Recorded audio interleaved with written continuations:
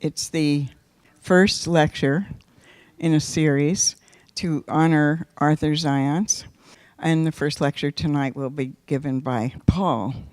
But I wanted to say first about Arthur, for those of you who don't know, which is probably no one, but just in case. Arthur was the director of the CMind program in higher education from the beginning for its first 15 years. And then for a while he was executive director of the center before he became director of the Mind and Life Institute and worked directly with the Dalai Lama. Arthur oversaw the Contemplative Practice Fellows program that went for 10 years, and our partnership with the American Council of Learned Societies, which I said on the first night, really gave us a kind of legitimacy that allowed faculty in many situations to teach these courses. And Arthur, from the beginning, became really the leading voice in contemplative pedagogy. He designed a program bringing contemplative pedagogy into teaching and learning centers. He designed this summer session that many of you are here for, and this is the 13th year. He initiated the Association for Contemplative Mind and Society when those of us, the Association for Contemplative Mind and Higher Education, when many of the rest of us on the board and staff didn't know, what kinds of structures and worked in higher education and that would advance what we were trying to do. Arthur always knew. He also initiated our series of national conferences, the latest of which is the 9th, will be at the 1440 Multiversity in California in October. And there's lots of information here about that conference, and we want you all to be there.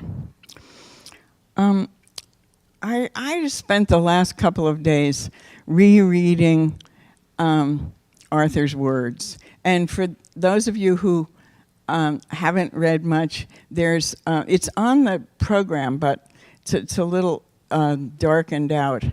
ArthurZajonc.org has all these amazing papers that representing the wide range of places areas where he has placed his beautiful mind and discovered the wisdom within each area. And they're just, they're poems in prose. I recommend that you, just whenever you want to feel better, go to ArthurZajonc.org and read one of those apparently scholarly papers. They are scholarly, but they're so beautiful. Arthur understands that education is more than the transmission of knowledge, but a path to explore mystery and meaning and to cultivate a way of living that respects the humanity of all others. He encouraged us to offer a set of practices that would support student learning and development through sustained experiential engagement and empathetic connection. As our program grew over the years, we started in ¡96, Arthur modeled the potential of contemplative teaching, learning, and knowing to transform any discipline. When we began, most academic faculty thought you might be able to be contemplative when studying or teaching poetry or music or maybe even psychology, but certainly not physics. That was really important from the beginning. He inspired students by telling them that Einstein discovered relativity through sustained engagement with paradox and contradiction. And for all of us who are now this week looking at issues of identity and intersectionality, the sustained engagement with paradox and contradiction, a capacity that they could develop through contemplative practice. So I know many of his students thought, hey, like Einstein did it through sustained engagement, I could do it too by following my breath or whatever practice they were doing. Inspired by Arthur, Our fellows develop contemplative courses in math, geology, chemistry, computer science, and engineering. Nobody thought this was possible, as well as the liberal arts, social sciences, and professional preparations. Arthur also pioneered an interdisciplinary contemplative course. In the first gatherings that we had, I remember that that faculty would come and say, I loved this. I never get to hang out with and exchange ideas with people in other departments, but the contemplative pedagogy gave us a way to talk to each other and discover these common values in our widely different disciplines. So he pioneered an interdisciplinary contemplative course called Eros and Insight with art historian Joel Upton, who's also here tonight. They taught students contemplative beholding by looking at objects from masterwork paintings to a paper clip. The students never looked again in the same way. They led students in inquiry into multiple and sometimes paradoxical personal identities by helping them bring into alignment their family identities with their emerging Amherst identity. There are so many more ways that Arthur inspired those of us who worked with him, listened to his talks, or sat in his classes. We wanted to honor him, and tonight is the first in a series of lectures that will take the inquiry into contemplative education further, one step at a time. And tonight, to start this, I think we have the perfect person in Paul Wapner and our esteemed chairman of the board, Brad Grant, who, as you may know, is professor of architecture at Howard, is going to introduce Paul.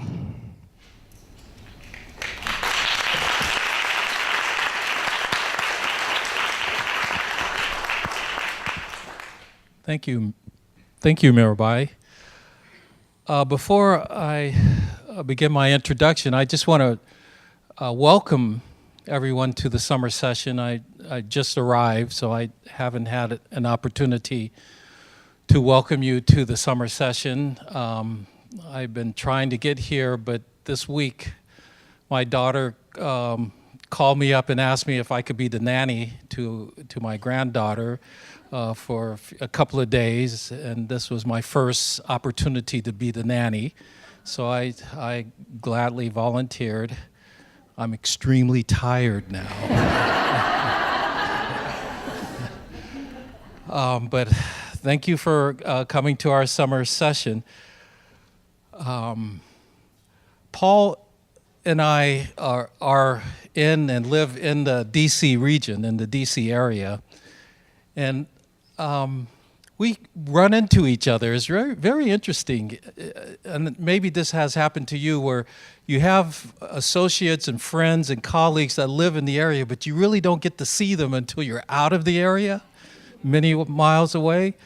Paul and I seem to do that. Although we run into each other in the DC area. I saw him on my campus with his students. And one of the things that I really like about Paul is, and when I was thinking of a word to describe Paul, he's very comfortable.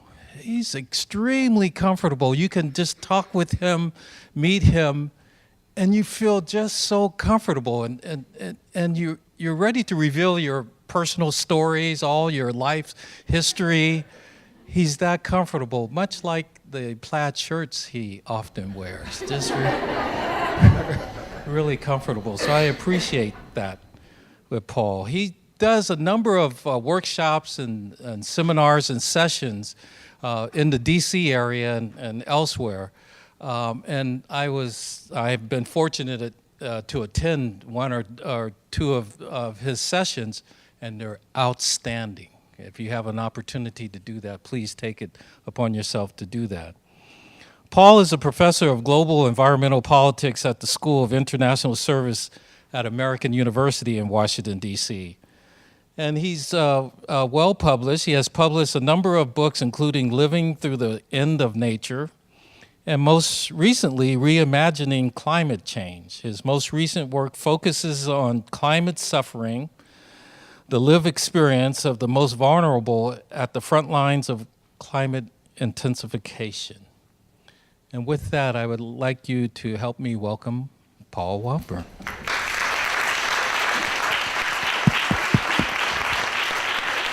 You're welcome. Thank you. I think I'm, you're all right. It's so great to be here, and gosh, Brad, when you say he's comfortable, I am like so uncomfortable right now. I'm serious. This is a huge honor for me personally. I love this association. I have benefited from this association, and it was at one point in time a key pivot in my life in terms of teaching and research and thinking about education. And in addition to that, this means so much to me because of who we're honoring tonight, Arthur. Arthur has been to many of us, has been so meaningful in our lives. And through his writings and just interactions, he sets a very, very high bar for what it means to be a human being. And I've given up aspiring to that, but I feel so blessed to have been in your orbit and to be in your orbit. So thank you, Arthur. Finally, I'm intimidated because I've given 3 PowerPoints in my life. This will be the 4th. And, but I'm told that people like PowerPoints. So here we go.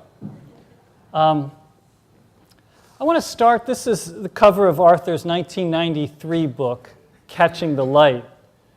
And he starts this book out by telling a story of an 8-year-old boy who was born with cataracts. And for the first 8 years of this boy's life, he couldn't see. And this was in 1910 when this story took place. And the physicians actually through an operation, removed the cataracts. And in doing so, they assumed that they would give this child sight. But what happened was when they removed the cataracts, the child couldn't see right away, and in fact went back to the senses of touch, the senses of smell, and actually couldn't see. As Arthur put it in the book, the light of day beckoned, but no light of mind replied. In other words, there is an interior dimension to sight as well as an exterior dimension. And just a great phrase from the book is, vision requires far more than a functioning physical organ. Without an inner light, without formative visual imagination, we are blind. To me, this captures so much of Arthur's work and the work of CMind. That is to say, to recognize that there is an interiority that is so rich and so deep, and that interiority has the opportunity to match up with the external world, which itself is so deep and so rich. And unless both of those are active, we live less fully as human beings. And so I take the organization's efforts to sort of cultivate interiority and bring that to the fore, so much of a huge contribution to higher education and certainly beyond that. So what I want to do tonight is I want to focus on that interface between the interior and the exterior. And I want to put a particular emphasis on, usually we talk about cultivating interiority or cultivating contemplative practices to then bring them to the world. To become better teachers, we can bring contemplation to the classroom, to our work as professors, and so forth. And great benefits can come about. Tonight I want to focus, though, on the other direction, on the relationship of exteriority to our internal world and explore to what degree does external engagement form a path of spiritual practice. So this will become clear in just a moment. Well, hopefully it'll become clear by the end, but hopefully it'll become clear in just a moment. So I teach global environmental politics. And what this discipline is about, it's about trying to understand and respond to the kind of ecological and social justice reality we are experiencing today. The deep injustices that accompany climate change, loss of biological diversity, toxification of our world, and so forth. And if there's a question that sits at the heart of this discipline, it's this: how do we hold this world? How do we hold it personally? How do we sleep at night, knowing that these amazing things in the world are happening and amazing horrors? How do we hold it politically? That is to say, how do we respond in a way where we are becoming active citizens and trying to respond and make a difference? And finally, as professors, how do we, or just educators, how do we respond pedagogically? How do we apprentice our students to this world in a way that is both clear-minded or clear-sighted, sober, and empowering? And so contemplative practices have been incredibly important in each of these ways. We know, for example, that personally, everyone in this room, we know that contemplative practices are, if nothing else, they serve to help us with self-care, and they provide a sense of renewal to, as Arthur put it, to tend to one's inner soulscape is itself an important act of, to use Brad's words, feeling comfortable in this world. Politically, we also know that contemplative practices are hugely important. There's many causes of environmental harm. We could point to sort of the greed and actions, let's say, of huge corporations. We can point to patriarchy. We can point to anthropocentrism. We can point to a lot of things that are causes of environmental harm. Contemplative practices allow us to get to the granular level of those causes, though, in certain ways which are unique. There's certain meditative practices, mindfulness practices, that can awaken us to that part of ourselves that's grasping, that part of ourselves that material desire is animated by. And that gets us to a part of what consumptive life is about. One of the reasons we have such dire environmental challenges is because of those of us who are privileged enough to go after material things. And it's not to say consumption itself is bad, but excessive consumption does cause huge problems, and contemplative practices can help us to get at least a sense of that. That's in terms of understanding the causes of environmental harm, but also for responses. And I won't spend a lot of time with this, but we all know that we can respond politically in incredibly reactive ways that aren't sensitive to skillfulness and don't allow us to respond in skillful ways. And certain contemplative practices help us with that. They help us move from reactivity and polarization to a more responsibility and ability to respond in more skillful ways and so forth. And finally, let me just say, pedagogically, contemplative practices offer what in all your books, Arthur, you talk about forms of inquiry, ways of opening up the inner light and allowing that to stream forth into environmental, in this case, environmental challenges, and turn on our students to the profundity of what this of these challenges. Now, I introduced that to say this is really important, how contemplative practices can be of benefit in holding the environmental crisis in our hearts and minds. And this is a quote from Arthur's book, When Knowing Becomes Love. Having strengthened and balanced our inner lives, we are better able to carry the illnesses and conflicts that affect all our lives. We are more resilient human beings, more capable because we bring more of who we really are into life. Gorgeous, by the way. We are fairly, those of us in this room, we're fairly familiar with this, and we actually have devoted lots of our lives to this. Less well known to some of us is how it goes in the other direction. That is to say, not necessarily cultivating the interior life and applying it to the world. The other direction, engaging the external world as a form of spiritual practice. And so that's what I'd love to talk a little bit about. So I said I teach global environmental politics. Politics gets a bad rap, especially these days. It brings to mind politicking and horse trading and the kind of nonsense, frankly, that's going on in my city and Brad's city, Washington, right now. And at the same time, though, politics is an incredibly noble activity.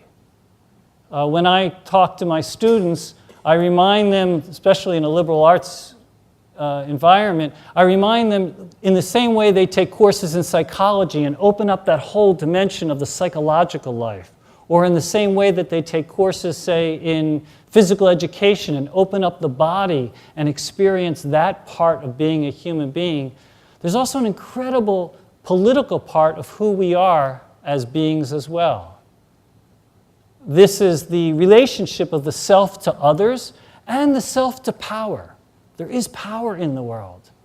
It's everywhere. And sort of learning that part of ourselves that's interfacing with power is a way to fill out our humanness. Aristotle called the human being, he called us the political animal.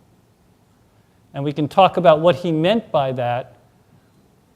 But he said that if we don't exercise that part of our being, he says we are not fully human. In fact, in a very cryptic phrase, he says, those who don't practice politics are either, wow, it's amazing, my cell phone's ringing. I'm tempted to put it on speaker, but that would be really rude. I'm sorry to do that.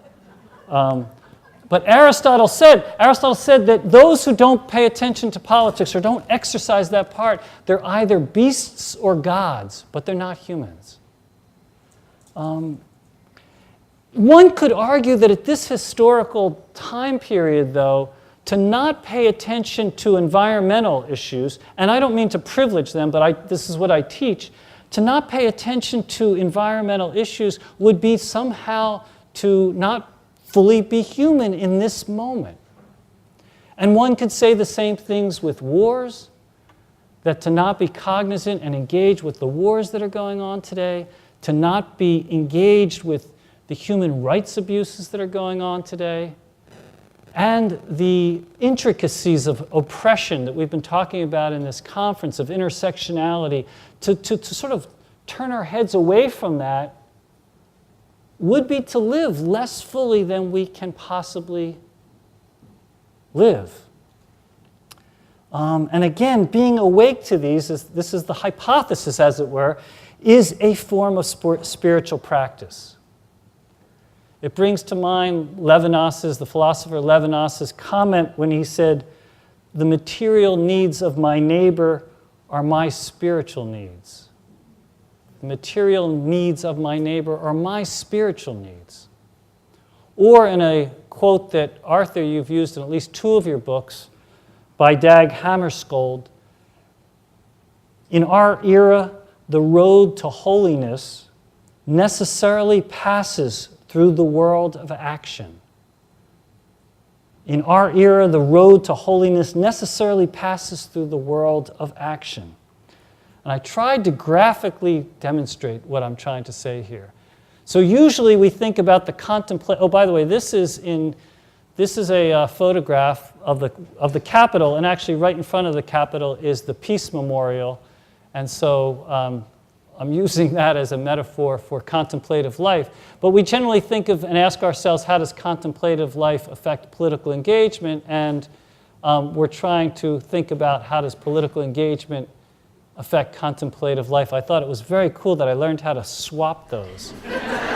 You seem less impressed than I am, but I thought this was not technology gone amok, but technology gone in beautiful directions. So the question, so how does this work, or what's at work here? And the suggestion is that in some level, again, I'm going to talk about a little bit environmental issues, but I don't want it to be simply that. But we may be living in times where opening up to what is happening might be revealing chambers of the heart that have never been opened before. Think, for example, what it means for a species to be engaged in ecocide, where we are, to use Rachel Carson's words, at war with life. And at the level that we're doing this, and opening to that, human beings may have never felt that before. There are, and same with the kind of hyper-extractivism that's going on in the world that includes so much violence. There's a sense in which perhaps we as a species have never known this before, and we've certainly not engaged it before at this level. There may be, in fact, new spaces within the self to be alive.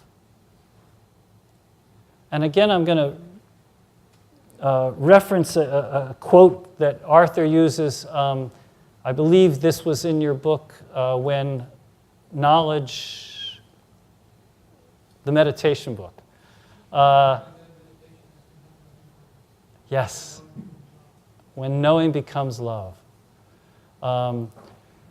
He quotes Goethe, and Goethe says, every object well contemplated opens a new organ of perception in us. A new organ. And Arthur calls this organ formation, that actually we can cultivate our interior organs through contemplation, and the suggestion is by contemplating and engaging with the public world today, we can grow new organs. I was trying to play with a word that would capture this, and many of you have heard the phrase sacred activism, and that's bringing the sacred to our activism and sort of bringing holiness to our activism. Well, I want to suggest possibly, this phrase probably won't leave this room, but what about active sacredism? A kind of sense in which we take seriously and activate our spiritual lives through this engagement. So I want to give an example of this through teaching. I teach a course called Environmental Ethics. And in environmental ethics, one of the things we learn is that if you think about it, human beings rarely solve environmental problems. It's a very strange thing. We can count on one hand almost those environmental problems that we've actually dismissed. More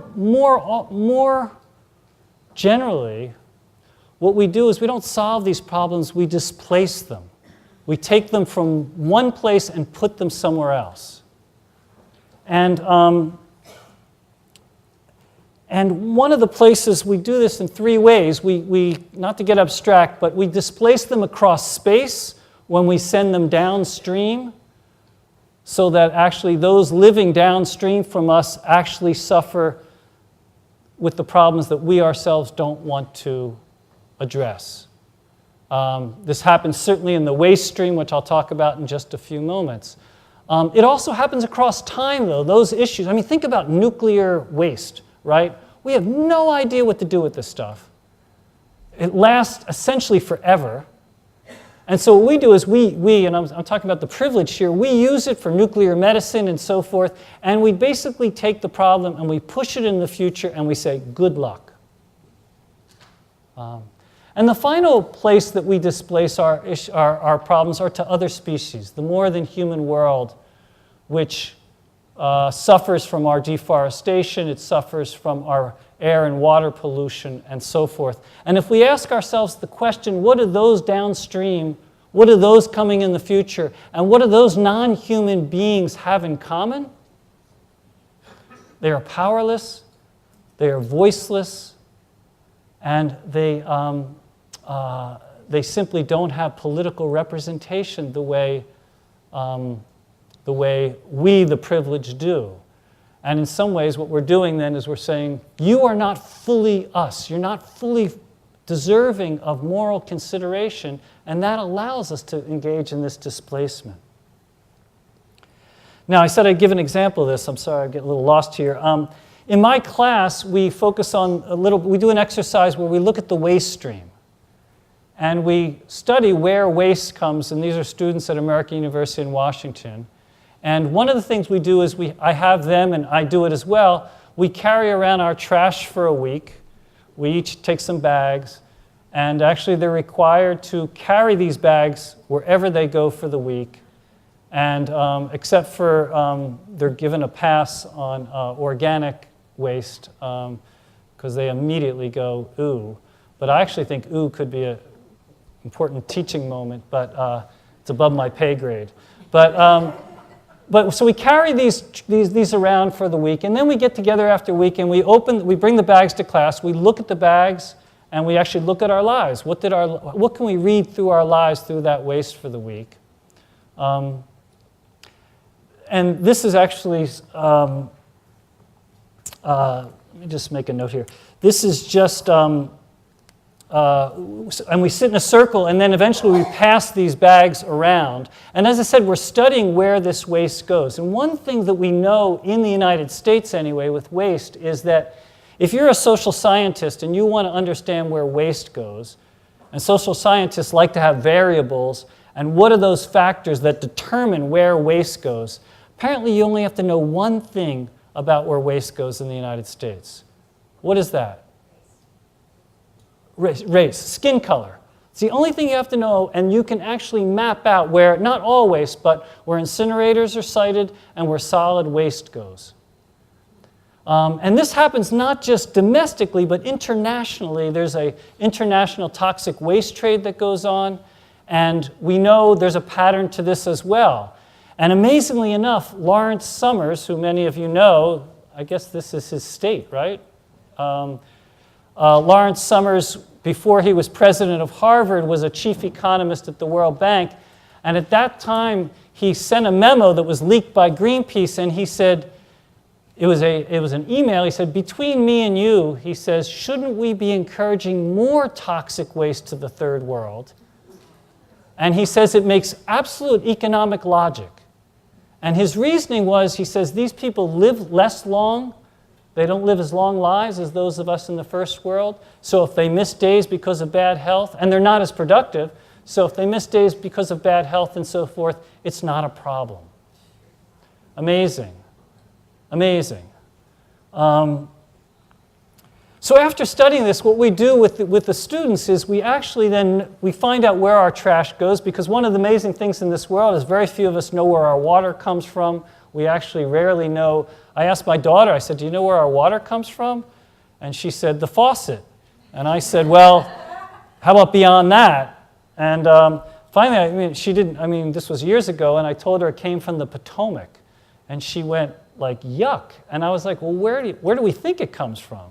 But in any event, so where does our trash go? So what we did was we actually tried to find the places where the American University sends its trash. And then I had students write a letter to the people who were receiving this. And I said, write the letter that you would think is appropriate. And many of them wrote thank you notes. And I'm not going to read this. This was just one student, but yeah, I don't know how to do PowerPoints. Are you supposed to read this, or do I let you read it? Or you don't have to read it. I'll just tell you what it says. Basically, it's an apology.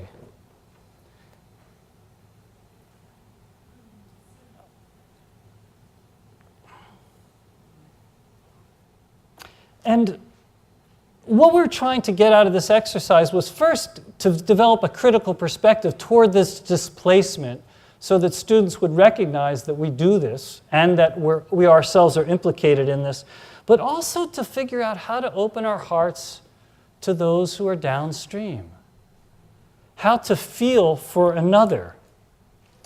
And there's this great phrase in Arthur's book, again, When Knowing Becomes Love. He says, to hold the conflict in a far more generous pair of hands. To hold the conflict in a far more generous pair of hands. To me, these hands are this inner holding. It's this sensitivity. It's these organs which we are being invited to cultivate and form. And the idea of this exercise was to try to do that with students and open their hearts, knowing that, and if you read this phrase here, he says, I am going to probably continue generating waste. And I'm going to probably continue sending it to you. But can I internally open and do something else about that and sensitize myself in a way and develop this mood of humility that you often talk about?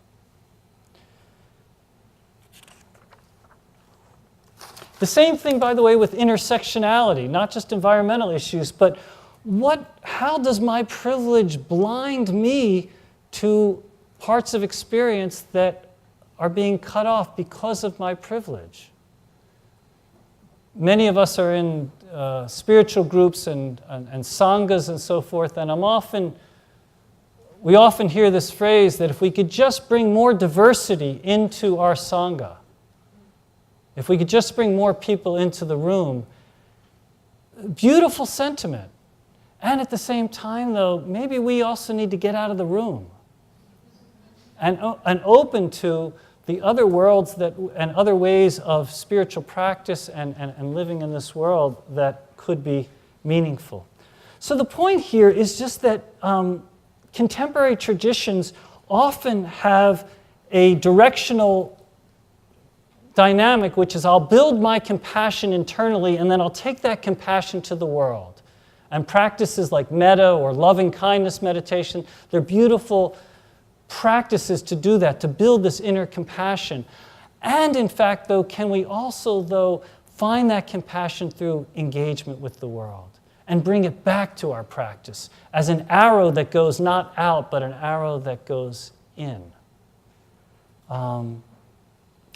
So another piece of this, and it's actually the final piece, you'll be happy to know, is that these generous hands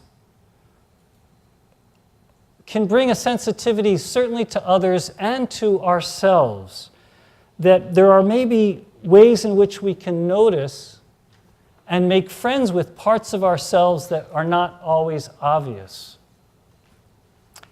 And I didn't keep time. I'd like to try a brief meditation, or just a very short practice. And so if I could invite you to get comfortable, basically we're going to just explore this concept of these more generous hands toward ourselves.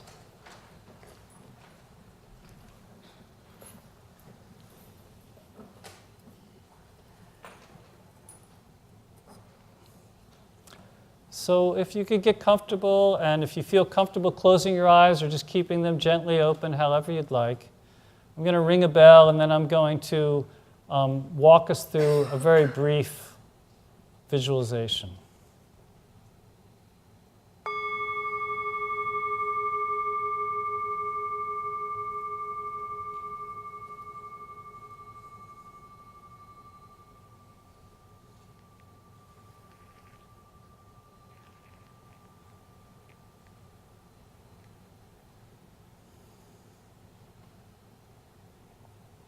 So we can just become comfortable in our seats.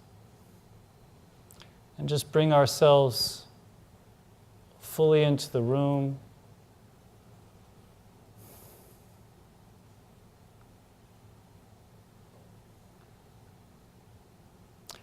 And if it helps to just center ourselves, we can bring our awareness to our breath.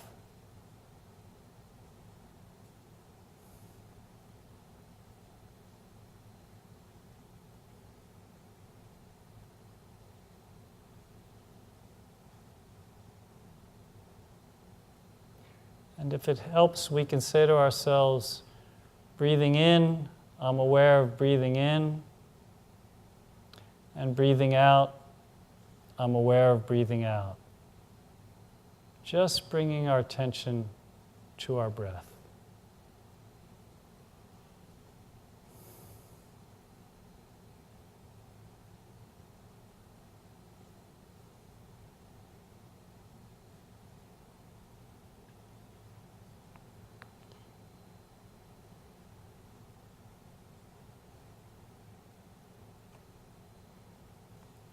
And now we can bring to mind,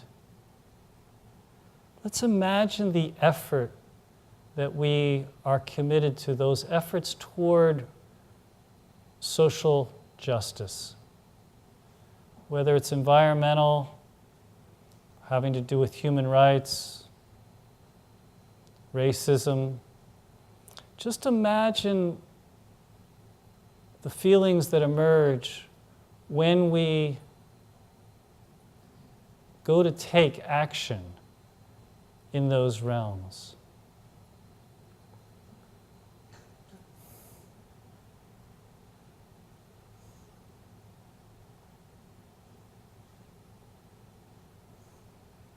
For some of us, there may be a sense of sadness or grief, perhaps a tightening of the body, perhaps a feeling of being overwhelmed.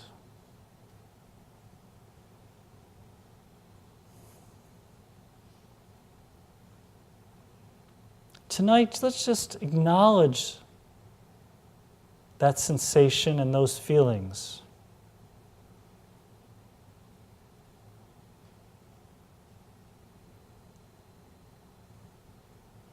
And also let us look beyond them. Beyond the billboards that are screaming for our attention and our work. What's beyond them?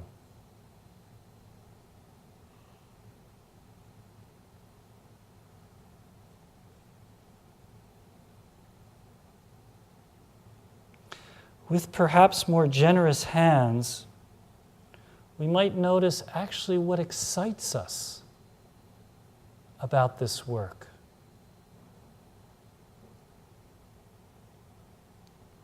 Perhaps we've met dear friends in our social justice actions. Perhaps we've cultivated virtues or gotten a deeper sense of our care for the world.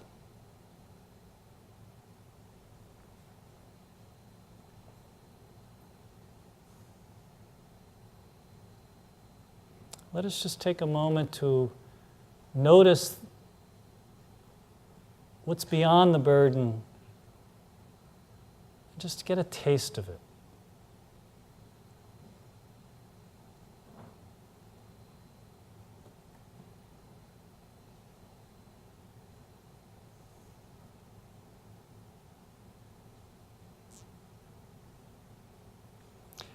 And when we're ready, we can let go of those images and come back to the breath.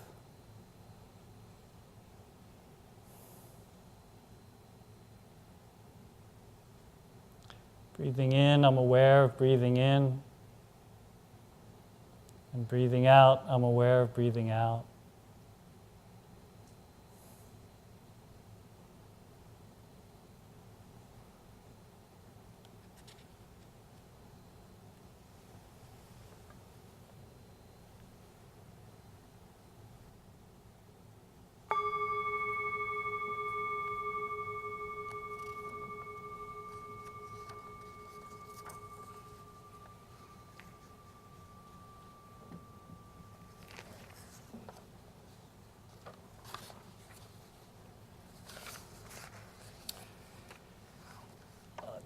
what I was trying to do with that exercise is to move beyond what often political engagement involves, and to move beyond that sense of overwhelmingness and perhaps touch that sense in which we actually thrive in this work.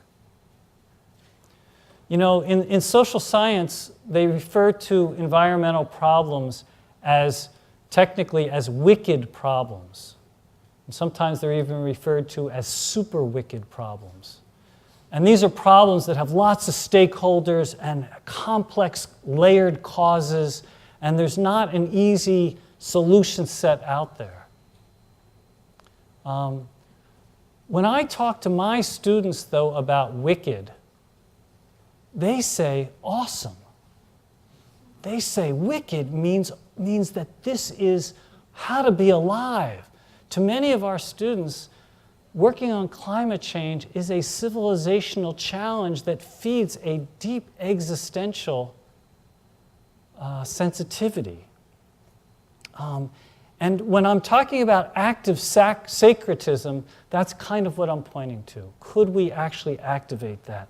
And so the final thing I want to say is that how does one activate it, or what are the ways? And there are many ways, but I wanted to share one. So I have a son, his name is Zeke, and my son Zeke is 20 years old, and he has this friend Jacob. And I'm not going to use last names. And he loves Jacob. And I've met Jacob, and frankly, Jacob's a little weird. But I asked my son what he loves about Jacob, and he tells me, he says, Jacob is unapologetically himself. He's just right at the edge of his skin and simply doesn't hide. In the words of Arthur and others who've written about this, an epistemology of love and so forth, this unapologetically ourselves is that undivided self that's not bifurcated by the world and otherwise. And I have to say, I was very fortunate when I was in graduate school to have a mentor, and a mentor who gave me glimpses of what that might be like. I actually studied with a person named Richard Falk, who I believe you know, Arthur. And when I was a graduate student, Richard came up to me and he said, there's this grant by the Macarthur Foundation. It's a 2-year grant, and I think you should apply for it. So 2 years of funding and the prestige of the Macarthur Foundation and so forth. So I certainly did, and I wrote up a proposal of what I really wanted to do. And I gave it to 3 professors who were going to write letters on my behalf. And so they wrote letters of recommendation and so forth.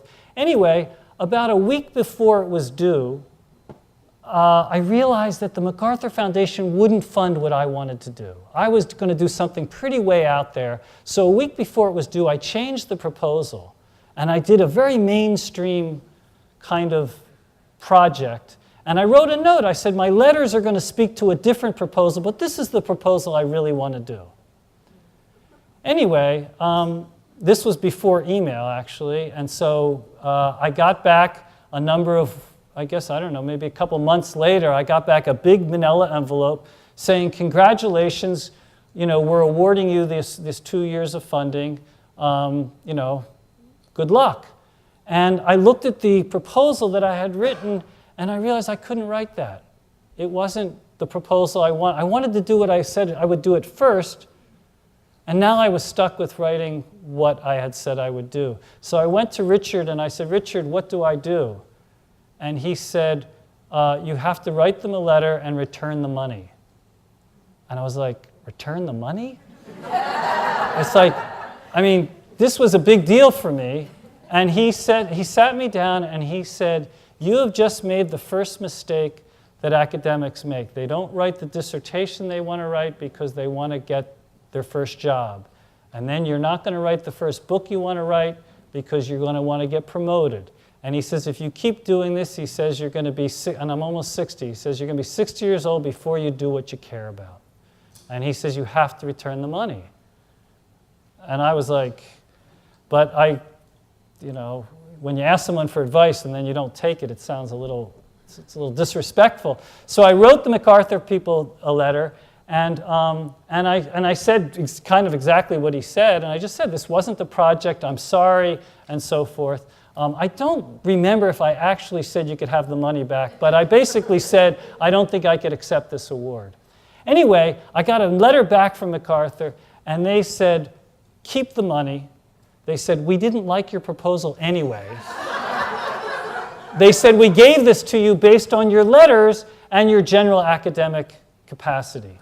But boy, did I feel so lucky to have worked with somebody who had the courage to tell me to do that. And it's a gift that I remember to this day, and it speaks a little bit to this undivided self. How do we do that? How do we become fully unapologetically ourselves? It's a lifetime's worth of work, but what work it really is. So I want to finish with this quote by Howard Thurman. Many of you know this quote. Don't ask yourself what the world needs. Ask yourself what makes you come alive, and then go do that. Because what the world needs is people who have come alive. This is our moment. This is our moment. As Mark Nepo once said at a gathering we were at, he says, we're live. This is it. And so for me, being live actually, it's Arthur again. Your quotes just keep coming back to me, but you talk about Henry David Thoreau and Thoreau's notion that to be awake is to be alive. And trying to digest that and make it part of one's life is a huge pleasure. And that the association and your work have been incredibly inspiring to do that. So I want to say thank you very, very much for being totally alive. And thank you so much for this opportunity to speak.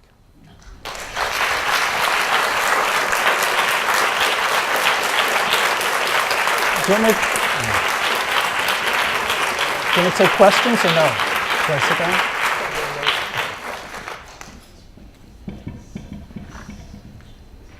Thank you so much. Oh, I don't know. Thank you, Paul, for your generous hands in creating that for us and in making that beautiful PowerPoint. You should go on to bigger things. It's actually the moment when people are getting to the place where they don't want to see PowerPoints anymore. So there may be something else in your future. But thank you so much. That was really, really inspiring and perfect for this first lecture. And I want to thank all of you for being here, thinking that, the movement that you are part of developing contemplative education, that's the real tribute to Arthur. And not to say that the lecture wasn't really fabulous, but really everybody here is participating in the real tribute and carrying this forward. And I want to thank the generous funders who supported this lecture and the ones coming up in the future, especially Fetzer Institute, Paula Sager, Carolyn Jacobs, who's not here, Barry Hershey, Diana Chapman Walsh, the former president of Wellesley, and most of all, thanks again to Arthur for the great gifts that you have given to us all.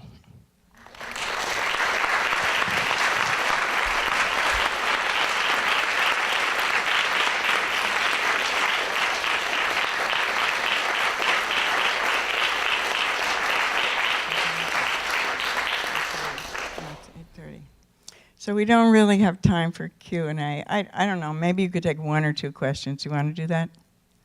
It's 8:30. Take one or two, and then we'll all go home. Okay. I realize I talked much longer than I said I would. That's okay. So, but I'm a professor, so. Are there any questions? Yeah. I just have I, like many people, was very upset about the election. And I live in Indiana, and I took a, 12-hour bus ride to participate in the Women's March. And I went into it thinking, oh, this is going to be a real angry protest. And it was anything but that. I felt a lot of hope, a lot of playfulness. Of course, running around with a pink hat, and the name of the hat,